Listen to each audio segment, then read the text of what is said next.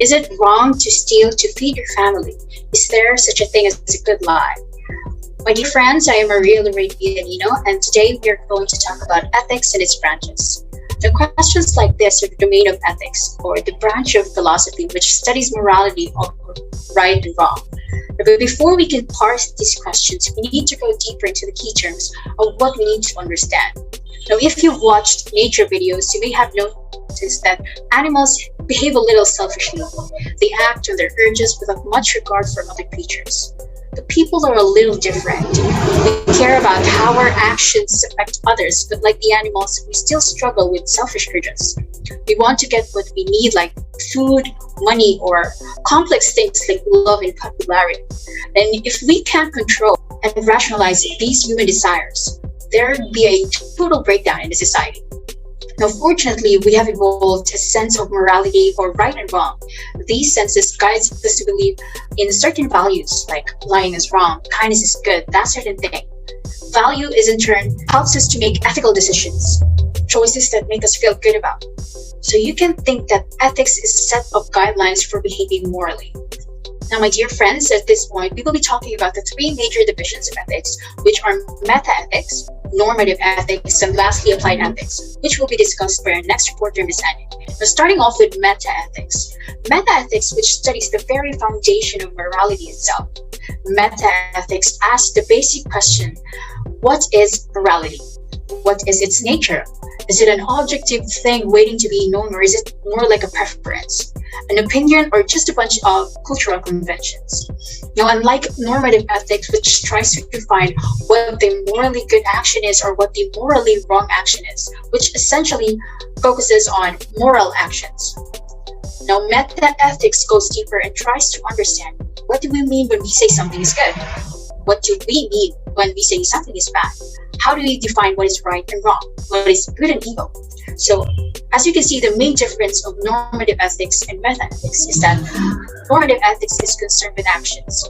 Metaethics is concerned with the meaning. Now, the word meta means beyond. So, metaethics literally means beyond ethics. So it is not concerned with determining what actions are right or wrong, but merely describing what language we use when we say right and wrong. So metaethics is commonly divided into two main categories. So first is we have the cognitive and next is the non-cognitive. Now, if someone believes that ethics is cognitive, they believe that morality is subject to cognition, something that exists in an objective world. So moral statements become factual statements. They are either objectively true or false, and what is morally right or wrong can be known. So let's focus on cognitive ethics first. Cognitive ethics itself can be divided into two categories then. First is we have the naturalism and the non-naturalism. So if something promotes pleasure to people, we define it as good. And if something promoted pain to people, we would say that it is bad, or utilitarian approach to ethics comes from. So with Cognitive-Naturalist Approach, we can use our senses to verify moral statements. We can see how our moral actions affect pleasure and pain. However, G. Moore argued that when we try to define a moral property with a natural one, we commit naturalistic fallacy. What he meant by that was that we cannot define good by any natural property, including what is pleasurable or desirable, to show why Moore used the open question argument. Now, I'm sure that you and I can imagine many pleasurable things that we would not consider to be good. So then what is Moore's approach to ethics? Well, Moore fall under the non-natural cognitive branch of metaethics. Moore still believes that we have intuition, or what we call the Intuitionism, the idea that humans have an intuition that enables them to recognize what is morally right and morally wrong. So it says here that humans already have this natural common sense, which tells us if something is right and wrong. If that is the case, then why do we have moral dilemmas if we already know what is right and wrong? Why do we have questions where two people believe that they are morally right yet completely disagree with each other? So if morality is subject to truth, then there should be no disagreements. We should all know what is right and wrong, and we should all agree. Then why do we not have this moral unity? Why is there such moral disagreements? Now, it seems that these moral disagreements exist because morality is more subjective than objective. The morality is how individuals feel, and So here is when we can turn to non-cognitivism. This is the claim that moral language does not express any factual statements. Morality is not knowable or objectively true. The first theory of non-cognitive ethics, I would like to look at Emotivism. Emotivism was developed by AYER.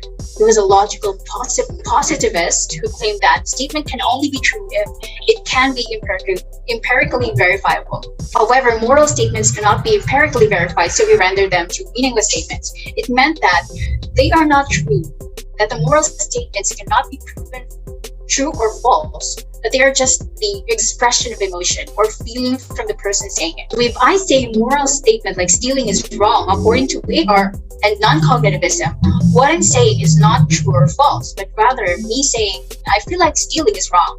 It's just your feeling of emotion. Stealing itself is not wrong or right. But if something says stealing is wrong, they're just saying that they dislike stealing. So next theory to look at is we have the Prescriptivism. This was developed by Hare, or similar to Emotivism. It argues that moral language cannot be true or false, but rather moral language was used as a way of prescribing or recommending a way to act, and this way of acting should be universal and everyone should follow it. Now, how would this work? Well, someone says stealing is wrong. What they really mean when they say this is you should not steal, and no one should ever steal.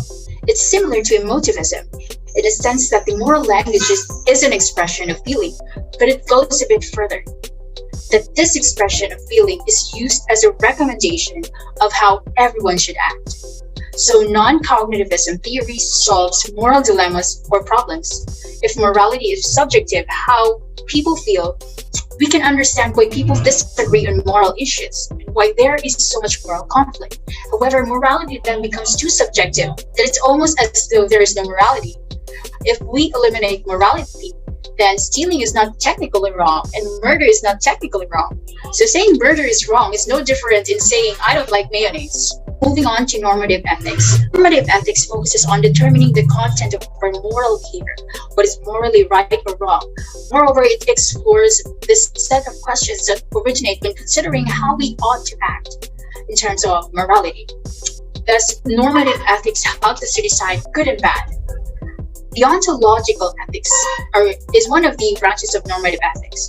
Deontological ethics determine the goodness or badness of the action by examining the action itself. It comes from the Greek word deon, which means duty. Thus, it is also called as duty ethics. So proponents of duty ethics say that Immanuel Kant claimed that we have a moral obligation to do what is good, just regardless of the consequence. Stealing, for instance, is always morally evil, even if the purpose is good. Thus, duty ethics is grounded on this principle. The end does not justify the means. In other words, a positive outcome isn't, well, a good thing if the methods used were dishonest or harmful to others. Now, following will be the 3 prominent kinds of duty ethics, which will be discussed by our next reporter. Thank you so much for listening. You can rewatch this video anytime you want. Thank you.